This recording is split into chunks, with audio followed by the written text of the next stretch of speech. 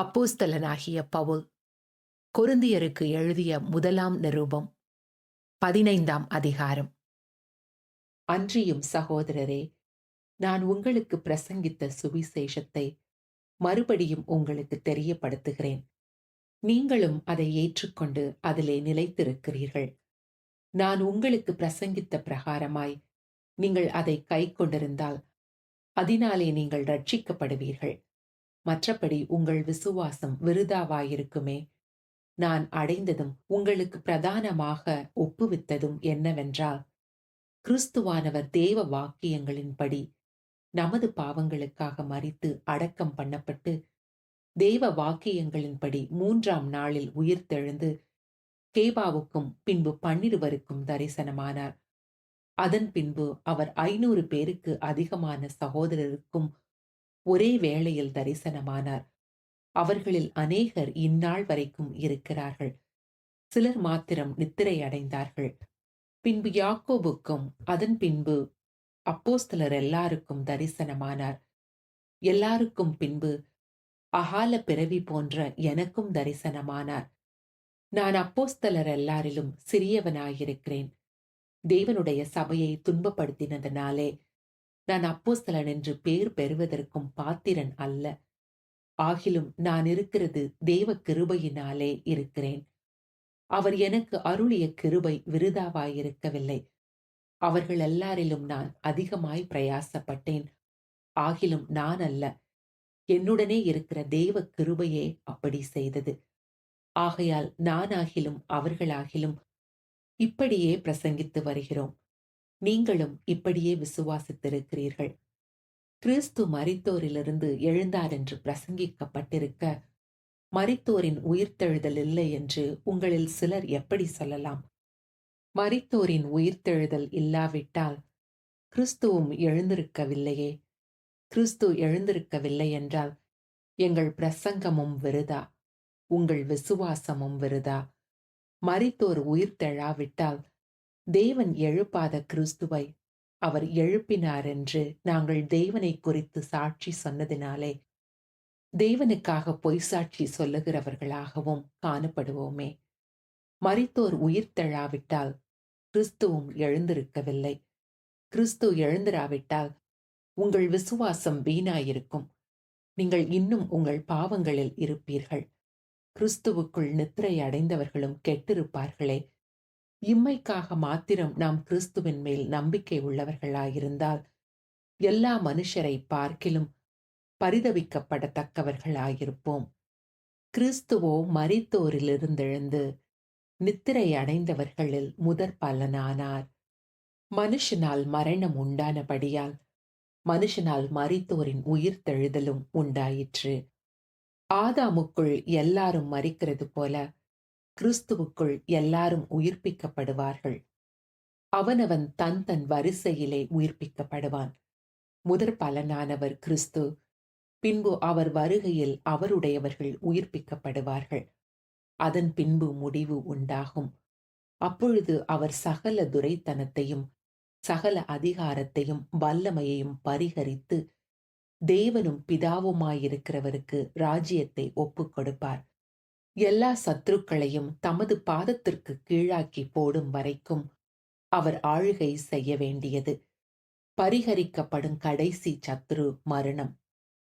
சகலத்தையும் அவருடைய பாதத்திற்கு கீழ்ப்படுத்தினாரே. ஆகிலும் சகலமும் அவருக்கு கீழ்ப்படுத்தப்பட்டதென்று சொல்லியிருக்கும் போது சகலத்தையும் அவருக்கு கீழ்ப்படுத்தினவர் கீழ்ப்படுத்தப்படவில்லை என்பது வெளியரங்கமாயிருக்கிறது. சகலமும் அவருக்கு கீழ்ப்பட்டிருக்கும் போது தேவனை சகலத்தையும் சகலமாயிருப்பதற்கு குமாரன் தாமும் தமக்கு சகலத்தையும் கீழ்ப்படுத்தினவருக்கு கீழ்ப்பட்டிருப்பார். மேலும் மரித்தோர் உயிர்த்தெழாவிட்டால் மரித்தவர்களுக்காக ஞானஸ்தானம் பெறுகிறவர்கள் என்ன செய்வார்கள்? மரித்தவர்களுக்காக ஏன் ஞானஸ்தானம் பெறுகிறார்கள்? நாங்களும் ஏன் எந்நேரமும் நாச மோசத்திற்கு ஏதுவாயிருக்கிறோம்? நான் அனுதினமும் சாகிறேன். அதை நம்முடைய கர்த்தராகிய கிறிஸ்து இயேசுவினால் உங்களை குறித்து நான் பாராட்டுகிற மேன்மையை கொண்டு சத்தியமாய் சொல்லுகிறேன். நான் எபேசுவிலே துஷ்ட மிருகங்களுடனே போராடினேன் என்று மனுஷர் வழக்கமாய் சொல்லுகிறேன். அப்படி போராடினதினாலே எனக்கு பிரயோஜனம் என்ன? மரித்தோர் உயிர் தழாவிட்டால் புசிப்போம், குடிப்போம், நாளைக்கு சாவோம் என்று சொல்லலாமே. மோசம் போகாதிருங்கள்.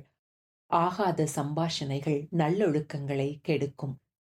நீங்கள் பாவம் செய்யாமல் நீதிக்கேற்க விழித்துக் கொண்டு தெளிந்தவர்களாயிருங்கள். சிலர் தேவனை பற்றி அறிவில்லாதிருக்கிறார்களே. உங்களுக்கு வெட்கம் உண்டாக இதை சொல்லுகிறேன். ஆகிலும் மரித்தோர் எப்படி எழுந்திருப்பார்கள்? எப்படிப்பட்ட சரீரத்தோடே வருவார்கள் என்று ஒருவன் சொல்வானாகில், புத்தியீனனே, நீ விதைக்கிற விதை செத்தாலொழிய உயிர்க்க மாட்டாதே. நீ விதைக்கிற போது இனி உண்டாகும் மேனியை விதையாமல் கோதுமை அல்லது மற்றொரு தானியத்தினுடைய வெறும் விதையையே விதைக்கிறாய். அதற்கு தேவன் தமது சித்தத்தின்படியே மேனியை கொடுக்கிறார். விதை வகைகள் ஒவ்வொன்றிற்கும் அததற்கேற்ற மேனியை கொடுக்கிறார். எல்லா மாமிசமும் ஒரே விதமான மாமிசம் அல்ல. மனுஷருடைய மாம்சம் வேறே, மிருகங்களுடைய மாம்சம் வேறே, மச்சங்களுடைய மாம்சம் வேறே, பறவைகளுடைய மாம்சம் வேறே. வானத்துக்குரிய மேனிகளும் உண்டு, பூமிக்குரிய மேனிகளும் உண்டு. வானத்துக்குரிய மேனிகளுடைய மகிமையும் வேறே, பூமிக்குரிய மேனிகளுடைய மகிமையும் வேறே. சூரியனுடைய மகிமையும் வேறே, சந்திரனுடைய மகிமையும் வேறே, நட்சத்திரங்களுடைய மகிமையும் வேறே. மகிமையிலே நட்சத்திரத்துக்கு நட்சத்திரம் விசேஷித்திருக்கிறது.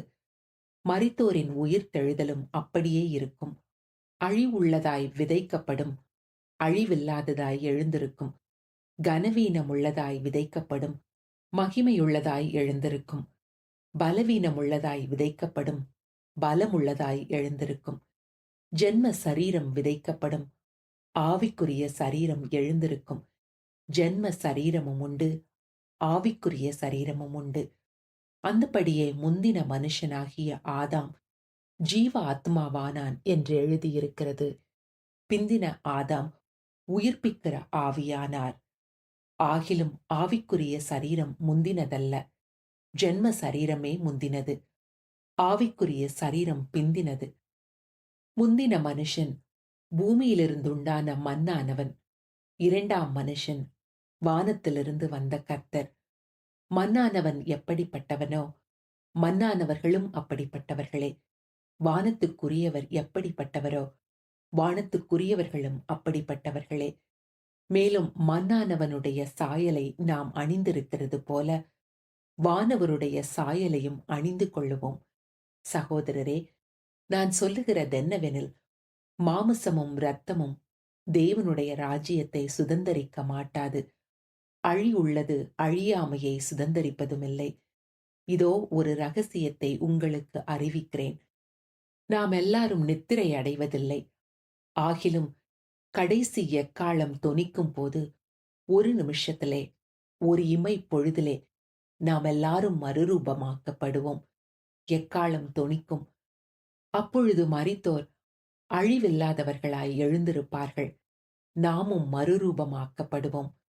அழிவுள்ளதாகிய இது அழியாமையையும் சாவுக்கேதுவாகிய இது சாவாமையும் தரித்துக் கொள்ள வேண்டும்.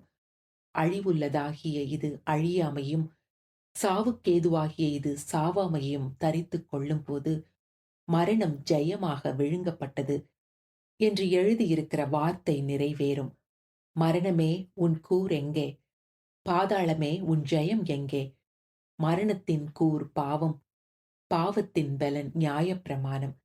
நம்முடைய கர்த்தராகிய இயேசு கிறிஸ்துவினாலே நமக்கு ஜெயம் கொடுக்கிற தேவனுக்கு ஸ்தோத்திரம். ஆகையால் எனக்கு பிரியமான சகோதரரே, கர்த்தருக்குள் நீங்கள் படுகிற பிரயாசம் விருதாவாயிராதென்று அறிந்து நீங்கள் உறுதிப்பட்டவர்களாயும் அசையாதவர்களாயும் கர்த்தருடைய கிரியையிலே எப்பொழுதும் பெருகுகிறவர்களாயும் இருப்பீர்களாக.